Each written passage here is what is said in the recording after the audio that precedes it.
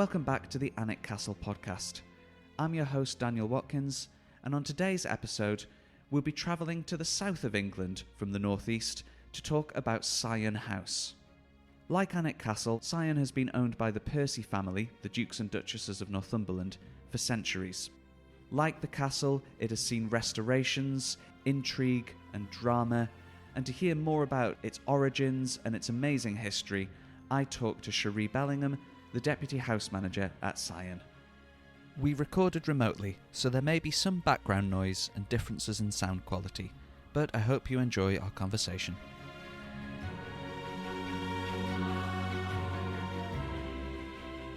I am very happy to be joined on this episode of the Alnwick Castle Podcast by Sheree Bellingham, the Deputy House Manager from Syon House. How are you? I'm very well, thank you. How are you?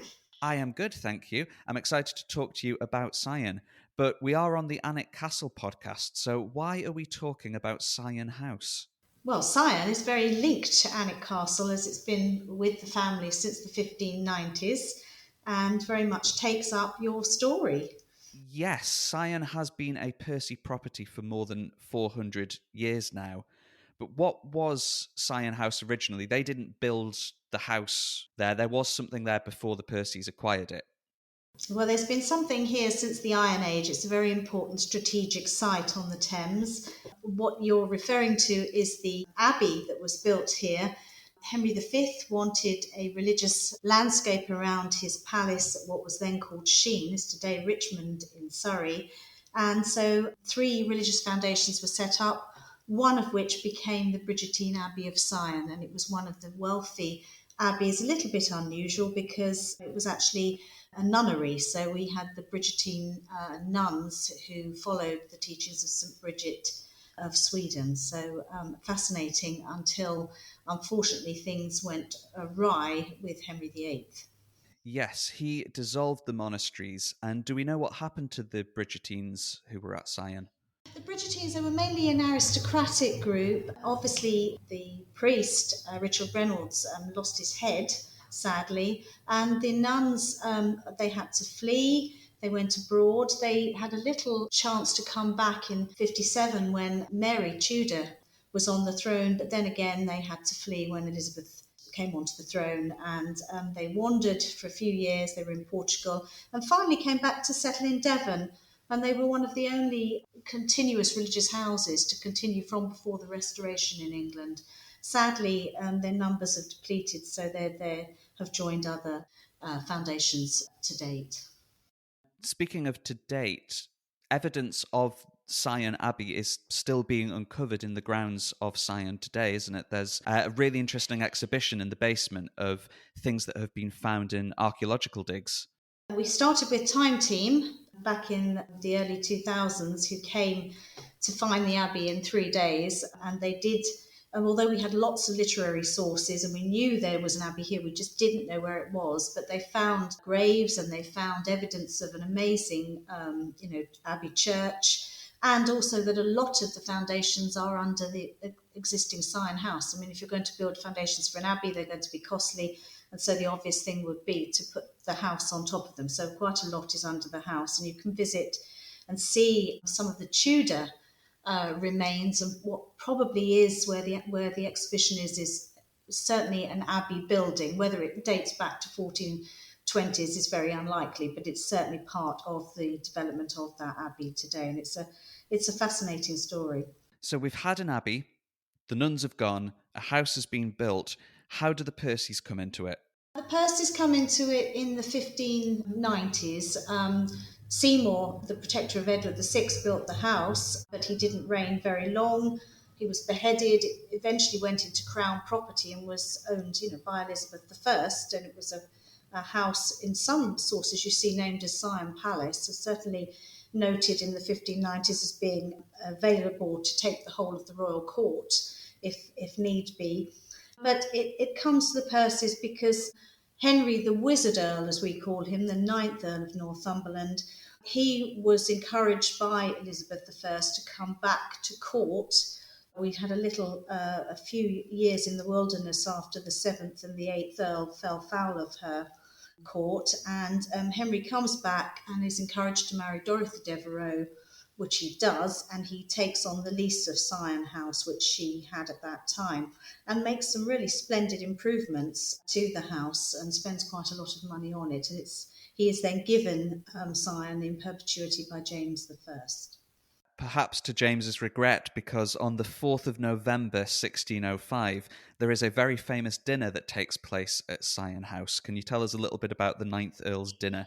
Yes. Unfortunately, Thomas Percy, he's a distant cousin and also his land agent. He has a lot to do with the Earl. He was one of the perpetrators in the gunpowder plot. So unfortunately, he got himself shot, and he also threw an air of suspicion over the Earl, and the Earl was put in the Tower of London for over 15 years, so with a huge fine, such a huge fine that even he couldn't pay it. So he had to spend a lot of his time at the Tower as a prisoner of James I, sadly.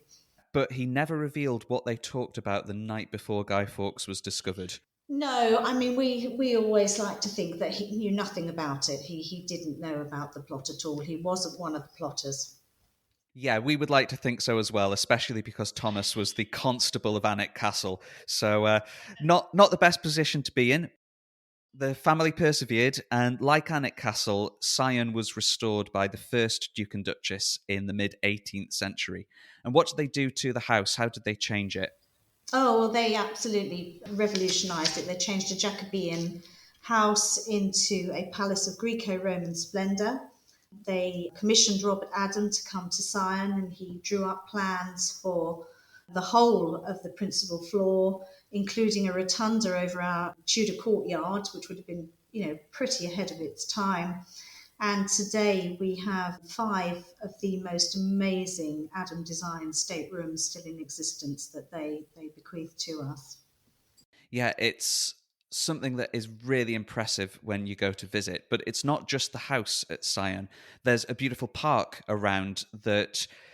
Would I be right in saying took its modern form around the same kind of time in the 18th century? You were quite right, Daniel. It was Capability Brown, and in fact, when the first Duke and Duchess, they weren't actually that title, but when they first came to Syon, that was the first thing that the Duke commissioned was to start work on his gardens and his landscape.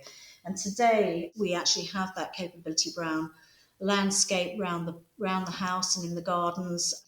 It's an amazing site because we are on the Thames. It's one of the very least man-touched places on the Thames, unique in a metropolitan area.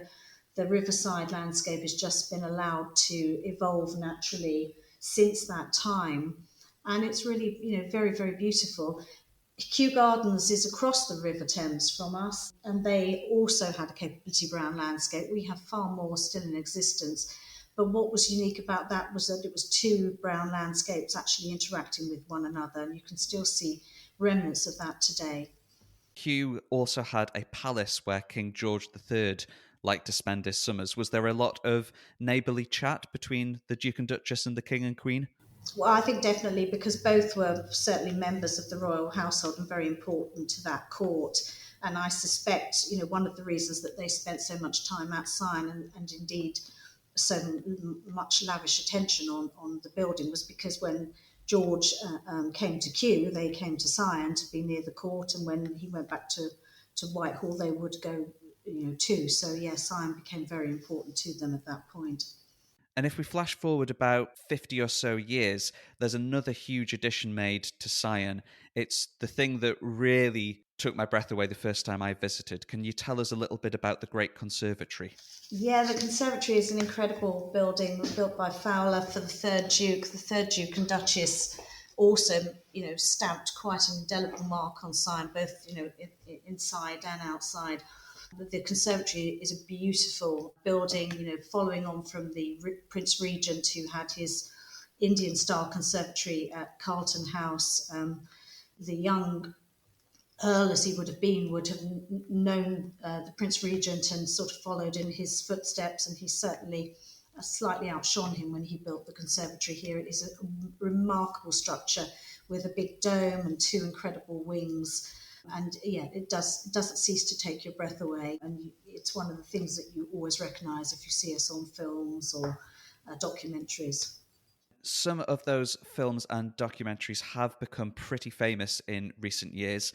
If you have a Netflix subscription, you have probably seen Syon House in the past couple of years. Can you tell us a little bit about Bridgerton? Oh, Bridgerton was great fun. Bridgerton was amazing when they came to film because of the amount of extras in period dress, to actually see the extras in the house, to see the house as scenery to the costumes, which is what it would have been in its heyday, was absolutely incredible. And it really did bring the interiors to life for us. And hopefully, if people love Bridgerton, then I think you can really follow the story through the house. They did many, many scenes of the first series here.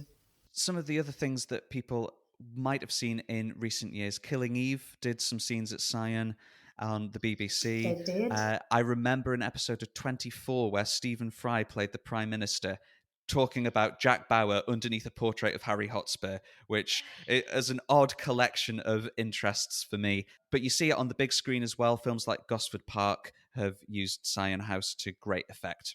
Yes, Vanity Fair with Johnny Flynn was here. They used our conservatory. Michael Palin was stood in front of our conservatory, and the opening scenes for that. Yeah, we've had many, many exciting films here over the past few years.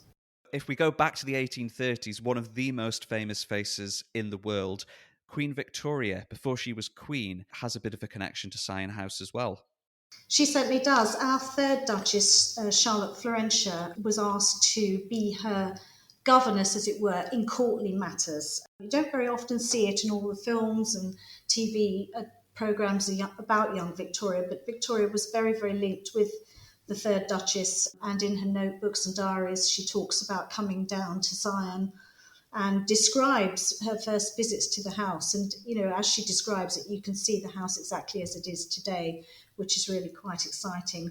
And she came between the ages of 12 and 18, when, of course, she becomes queen. And we have her room, Princess Victoria's room, with the bed that they had made for her, and the room next door for her mother, the Duchess. Yeah, we have a big connection with the young Victoria.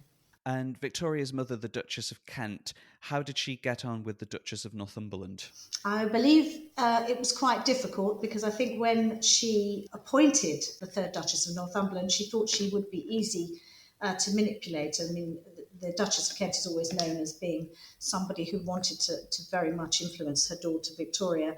And I think Charlotte Florentia proved a little bit more difficult than that. She had Victoria's interests at heart and looked after her very well.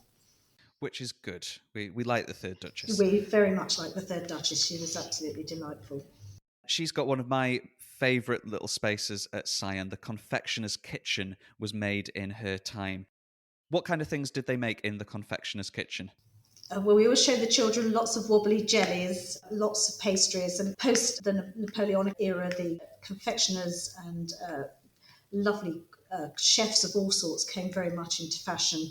And so to have a whole kitchen for desserts must have been absolutely amazing, with all the new modern appliances, and anything that was sweet and not good for you would have been made in that kitchen. And things using ice from the ice house, ice cream was very fashionable. So yeah, all sorts of things that are sugary and lovely coloured and not good for you.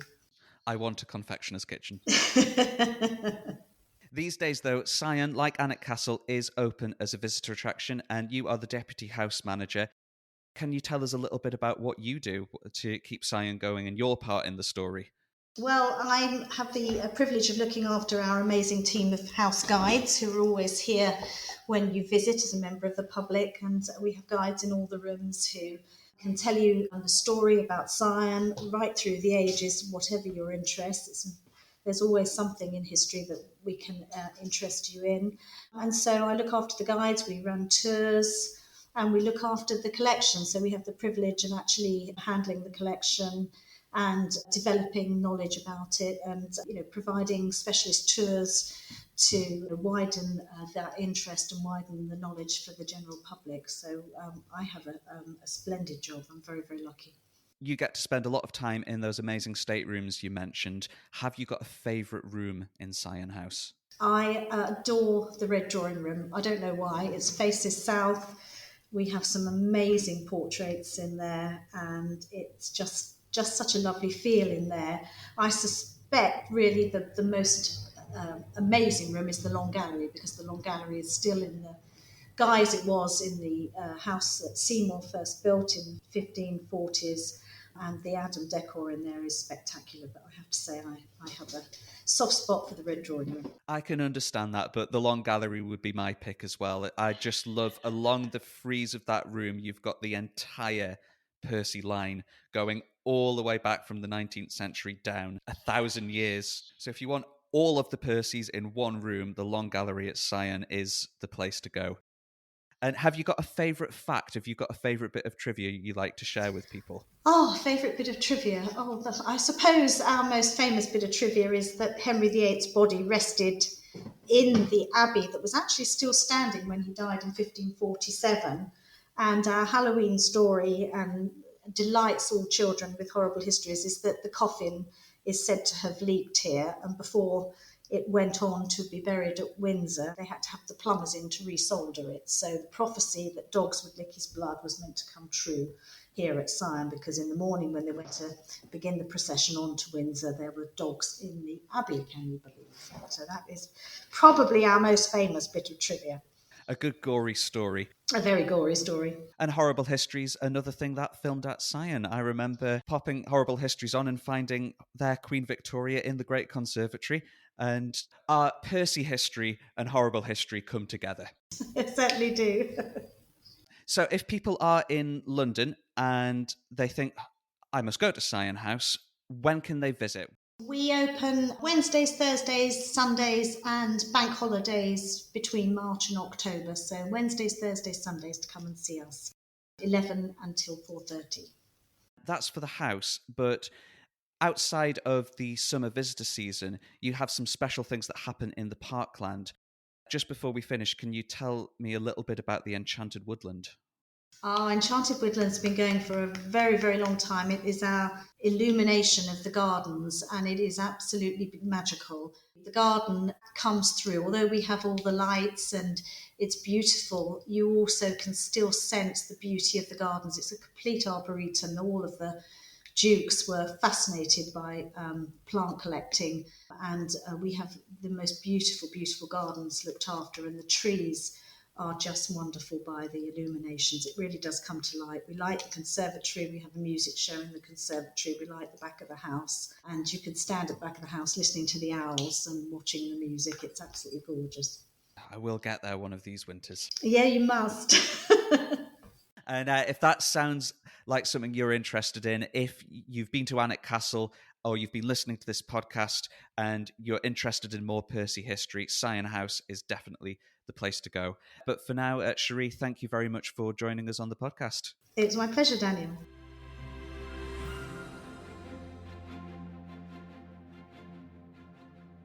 To find out more about visiting Syon House, please go to their website at syonpark.co.uk for their full details on opening times, and you can also find Syon on social media. If you enjoyed this episode of the Alnwick Castle Podcast, please let us know by leaving a review or rating wherever you get your podcasts, subscribing to our feed so you don't miss an episode, and by sharing it with your friends. On the next episode of the podcast, we'll be celebrating the Platinum Jubilee by talking about Alnwick Castle's long connection with royal history. I hope you can join us for that one, but until then, I've been Daniel, thank you for listening, and goodbye.